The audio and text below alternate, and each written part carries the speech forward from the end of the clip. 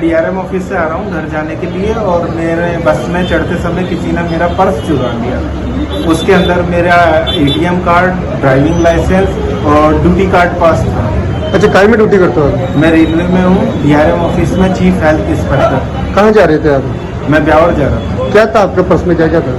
3000 रुपये थे और एटीएम कार्ड, ड्राइविंग लाइसेंस और रेलवे का ड्यूटी कार्ड पास था। इम्पोर्टेंट क्या चीज़ थी? रेलवे का ड्यूटी कार्ड पास। आपका नाम? सचिन कुमार। अजमेर में ही हो आप? हाँ, अजमेर डीआरएम।